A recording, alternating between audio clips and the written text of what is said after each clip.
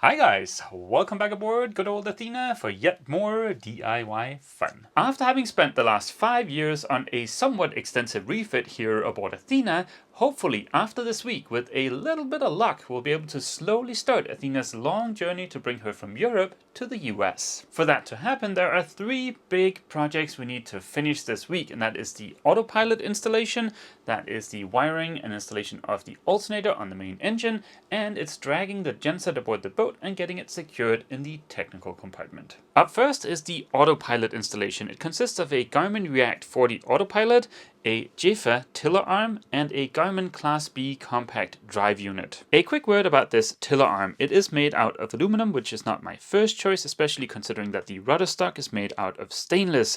But because of the high import fees and shipping costs, getting a bronze one here was not an option. So this guy will have to do until we make it to the US, then we can swap him out with a much spiffier bronze version. The job of the Autopilot is to steer the boat so we don't have to. It can do that either on a compass heading or relative to the wind. The alternatives, or only real alternatives to an autopilot, is to either steer by hand or a wind vane. The key components in the system are the drive unit. This comes with a rudder feedback sensor installed on there. We're not going to be using this because of the way I'm going to be installing the drive unit, but yeah, this comes with the drive unit. The drive unit pushes on the tiller arm, which is what actually rotates the rudder stock. I believe Garmin offers 3 different drive units. This one is good for up to, I think, 48,000 pounds or 22 tons worth of displacement. To control the drive unit, we'll use the Garmin Reactor 40 autopilot system.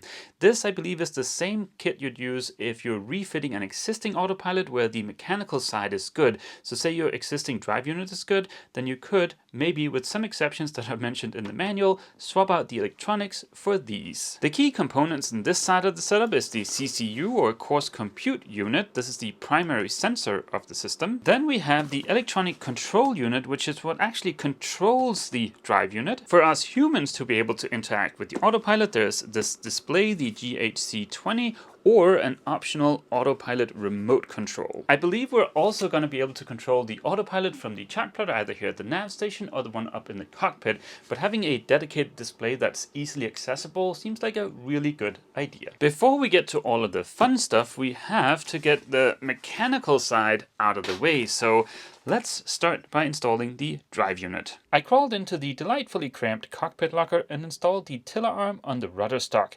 When I ordered the tiller arm, I spent a lot of time making sure that the position of the keyway was correct and that the arm was long enough but not too long, as that would end up just protruding out into the locker, taking up more room. Using the GoPro, I checked that the rudder was indeed amidships before figuring out the exact mounting of the drive unit. The instructions provide the distance from the center of the unit to the eye of the arm when it's at precisely its midpoint. I extended the arm to that point. Now with the rudder centered and the arm centered, that would tell me exactly where to mount the drive unit.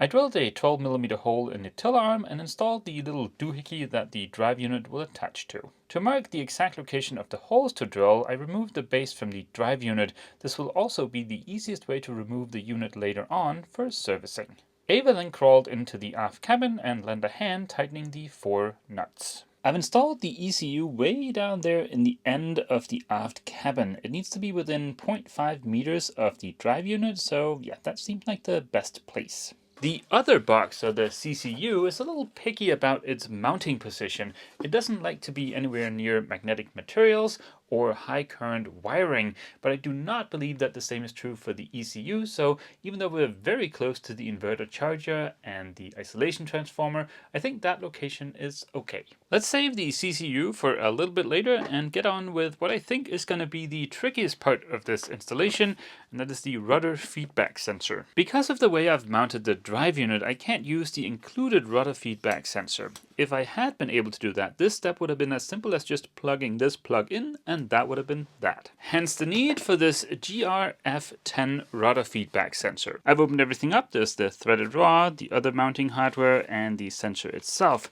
Now, a small and very naive part of me was hoping that I'd be able to use this part with the existing ball doohickey on the stainless tiller arm, But yeah, it's of course not the same size, so I'm gonna have to remove the tiller arm to tap a little hole so I can secure this thing. Figuring out the alignment of the sensor was not easy because it's very cramped in that area and I don't have good access, but I got it attached. Fingers crossed it works. If something is off in the way the autopilot behaves, I think the sensor is the first thing I'm gonna check. Then I needed to attach the little ball doohickey to the stainless tiller arm. I hate drilling and tabbing holes in stainless. I was very, very careful and I used a ton of lube to not end up snapping my only M6 tab. With the rudder feedback sensor installed, we can now move on to the display and the CCU. And seeing as it's not raining this second, I think we should start with the display. Because we're only going to be using NMEA 2000, not the older NMEA standard, we only have to worry about bringing one cable to this display. So that's going to be very easy to install out in the cockpit. And I absolutely love that Garmin seems to include these little cutout templates for drilling holes in almost all of their products. This is very convenient. While I am busy drilling holes out in the cockpit to install the GHC20 display, why don't we see if we can find room for one of two of these GMI 20 displays also. The GHC20 display I believe is only for use with the autopilot, whereas the GMI 20 is for displaying all kinds of information. As an example of what we can do with those GMI 20 displays, here at the nav station we've got two of them. On this one over here we can see the state of our tanks. We've got fuel tanks, we've got freshwater tank, and we've also got wind speed, and we've got the wind speed over the last 16 hours. On this one over here we've got some barometer information over the last 8 hours.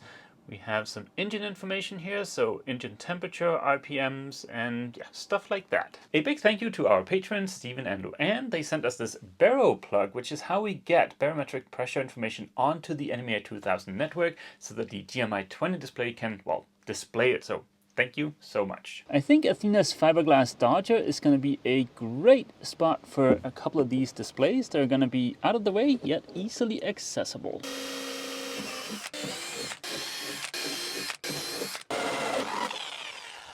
So far so good. Of course now we need an NMEA 2000 cable out here, and to do that in a watertight fashion I've picked up one of these scan strut cable seals. I've rerouted the NMEA 2000 network so that my backbone now terminates out here. That way if we want to add more NMEA stuff out here, well, I can just add more T connectors and we won't have to run any more cables into the cockpit. That is one display down, one more to go.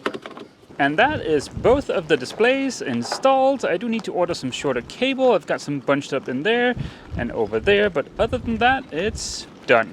It's time to install the final component in the autopilot system. That's the CCU, the primary sensor. We did what the manual suggests, and that is we came up with a list of possible locations.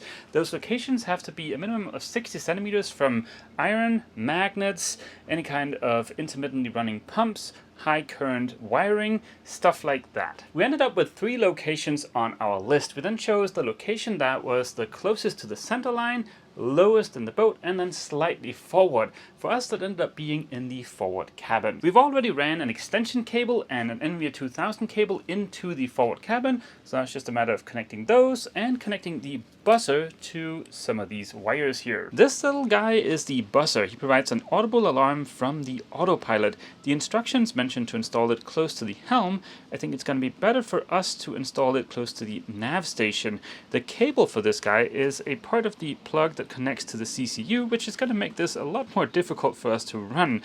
But as a temporary measure, just to get things up and running, I've connected the two with a couple of Wago nuts. The forward cabin is kind of crammed full of stuff right now, so I don't think the camera will fit in there. So let me just go ahead and get this installed, and then we can power up the autopilot and get on with the configuration. The CCU is installed in the forward cabin, so let's go ahead and hook up some power to the ECU.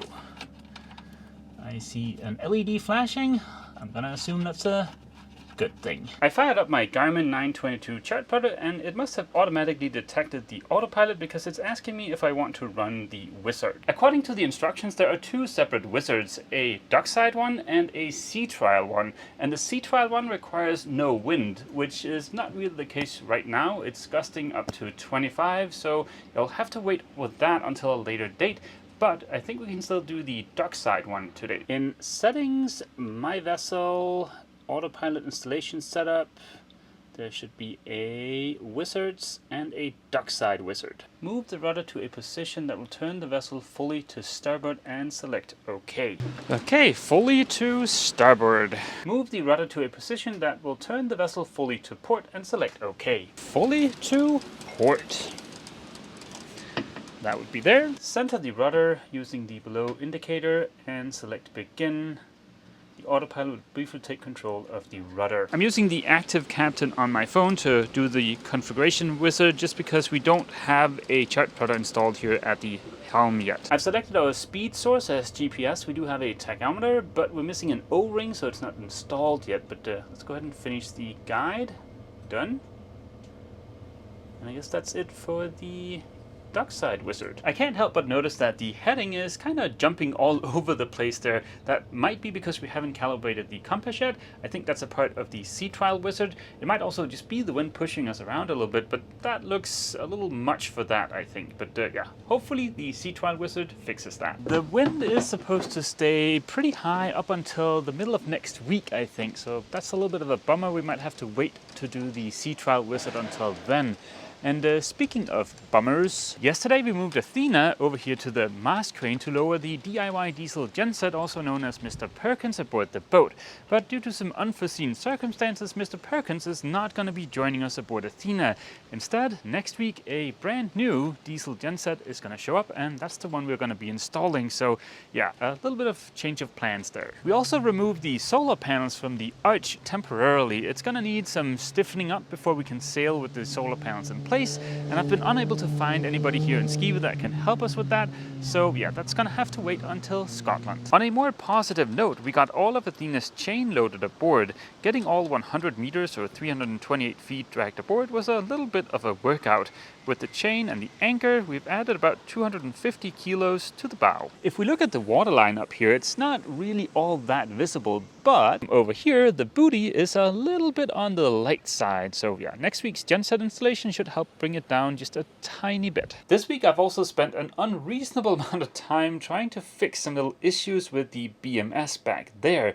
But yeah, I haven't had much luck. Hopefully I can get the BMS manufacturer on the phone early next week so we can figure that stuff out, because we will need the BMS to be able to communicate with our external regulator for the high output alternator on the main engine. A few weeks back I managed to get the 185 amp alternator strapped to the engine, and I've also gotten it connected up to our power bars with some 70 square millimeter cable. Because the alternator is not hooked up to the regulator yet, when we run the engine we get absolutely no charge.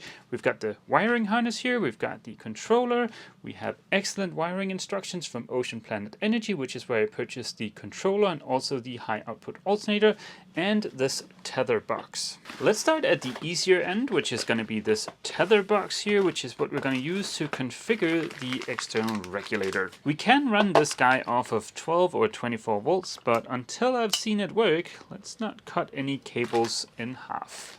This may look slightly confusing because there's a bunch of stuff now hooked up to the little tether box. The first cable here is an Ethernet connection. That's just for configuring the thing. We don't actually need this cable because the box will provide a Wi-Fi network where we can do the same. Now we've only got two cables attached to the box. That's more manageable. The first gray one here goes to one of these yacht devices Ethernet gateways. This gives us a connection to the boat's backbone for the NMA 2000 network, so we can get some information out on that from the box.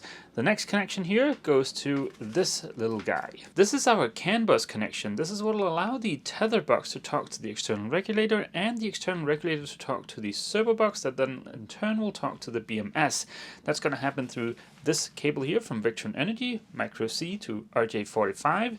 The purple cable here goes to the wiring harness for the external regulator. Ocean Planet Energy has provided excellent documentation here for how you're supposed to connect this wiring harness to the alternator and also to the systems aboard the boat. Pardon the mess down here. I need to do some cable management and I need to adhere a piece of plywood to the hull so I have somewhere to mount all of those boxes. But the good news is that the external regulator is now tied to the alternator in there and also to all of the boat systems. But not only that, I've also wired up the tether tether box, and I've got access to its web configuration interface. Only thing that's left is to supply 12 volts to this brown wire. That's what will turn the external regulator on. We only want the external regulator to be on when the engine is running, so that should be somewhere like the ignition, the oil pressure sensors, something like that.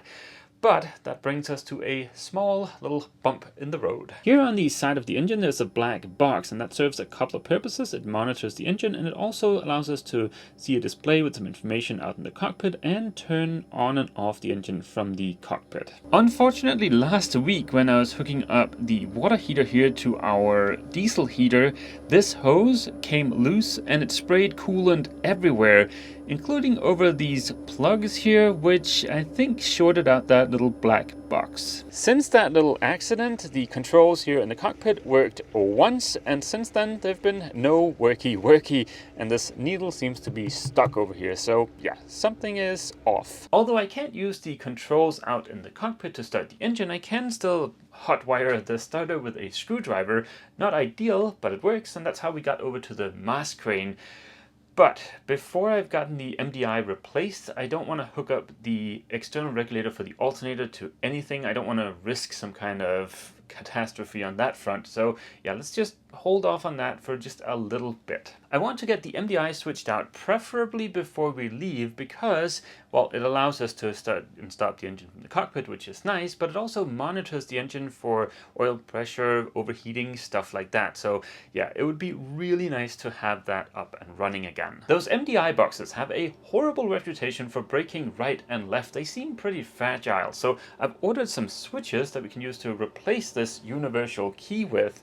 So yeah, we would have a switch for the starter and maybe also for the glow plug, so that if the MDI breaks while we're out sailing, well, we can just flip a switch and turn the engine on that way. I don't absolutely strictly need the new MDI box to be able to test the high output alternator. I could just supply 12 volts to that brown wire and that would be it. We'd be up and running.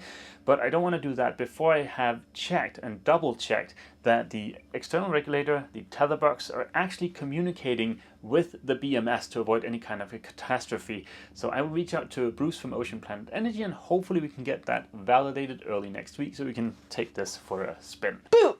I haven't been deported yet, but it is getting late in the season and we're not sure if we'll be able to go straight to Scotland, but we do desperately need to get to the UK within the next month because of Schenken. We're doing everything we can to get ready as soon as possible. That means we're focusing more on getting things done than shooting video. So please bear with us and please cross your fingers for us. Having said that, we hope to see all you guys back here aboard Athena next week for hopefully some genset fun and maybe getting the high output alternator up and running. That would be really good. And it looks like the weather's supposed to calm down a little bit Tuesday or Wednesday, so maybe we can do the sea trial wizard for the autopilot. So yeah, we hope to see all of you guys back here aboard Athena next week for yet more DIY fun. As always, feel free to leave a comment down below, and don't forget, if you've enjoyed this video, please remember to leave a like. See you!